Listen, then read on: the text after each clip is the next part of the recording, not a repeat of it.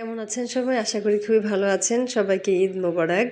আজকের ব্লগে থাকছে ঈদের আগের দিন কি করেছি, চাঁদ রাতে কি করেছি, ঈদের দিন কি করেছি সবকিছু দেখার জন্যে আমাদের সাথেই থাকবেন। তো চলুন শুরু করা যাক। প্রথমে আমি ছোটবেলা থেকে যে কাজটা করতাম ঈদের জন্য আমার যে কেনাকাটা সবগুলো সুন্দরভাবে গুছিয়ে রাখতাম।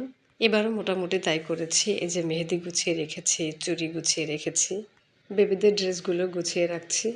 আমার ছেলের এবার ছিল দ্বিতীয় ঈদ। প্রথম ঈদে সে তো কিছুই বোঝেনি, ছোট ছিল। আর এবার সে বারবার জুতা পরছে, খুলছে, দেখছে কেমন লাগছে তাকে। এরপরে আমরা গেলাম কাঁচা বাজারে, কিছু কাঁচা বাজার করে নিলাম। বাজার শেষ করে আসতে আসতে আকাশে মেঘ করেছে, আর মেঘলা আকাশ দেখতে খুবই ভালো লাগছে। এই যে আমাদের বাজার করা শেষ, আমরা বাসায় ফিরে আসছি। ভাবছিলাম যে বৃষ্টি শুরু হওয়ার আগেই যাতে আমরা বাসায় ঢুকতে পারি। আলহামদুলিল্লাহ বাসায় ঢুকতে পেরেছিলাম।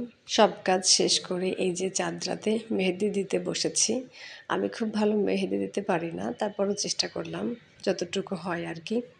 ঈদের দিন সকালে আমি উঠে একটু গাছে পানি দিয়ে নিলাম। গাছ আমার খুব পছন্দ, আর আমি যে একটু প্রকৃতি দেখে নিলাম। এখন আমি সেমাই রান্না করব। চলেন আপনাদের সাথে সেই প্লেন সেমাই দিয়ে জর্দা সেমাইয়ের রেসিপিটি শেয়ার করি।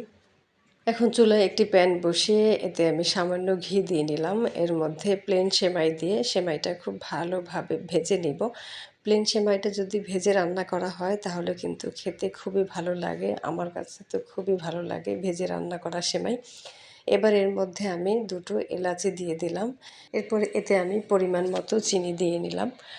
চিনিটা একটু বুঝে দিতে হবে, যে যেমন চিনি খান তেমনই চিনি দিতে হবে। এখন এখানে আমি সামান্য পরিমাণ লবণ দিব।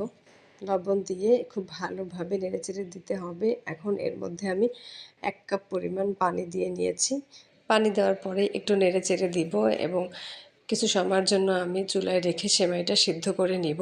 এবার অন্য একটি প্যানে সামান্য ঘি দিয়ে চীনাবাদাম, কিশমিশ, কাজু বাদাম দিয়ে একটু ভেজে নিব। হালকা একটু ভেজে নেওয়ার পরে এর মধ্যে আমি আগে থেকে সিদ্ধ করা সেমাইটা দিয়ে দিব।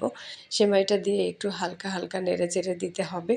ভালোভাবে নেড়েচেড়ে দেওয়ার পরে আমি অল্প সময়ের জন্য ঢেকে দিব। এরপর ঢাকনাটা তুলে ফেলবো। তুলে ফেলার পরে এই যে তৈরি হয়ে গেল আমাদের প্লেন সেমাই দিয়ে তৈরি জর্দা সেমাই।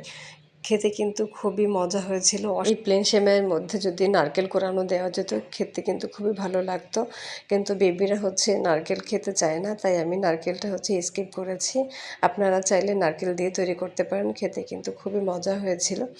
আর এই যে এদিকে আমি ঈদের দিনে একটু টুকটাক গুছিয়ে নিলাম। এরপরে পরিবারের সবাই মিলে কিছু সময় ফটো সেশন করলাম।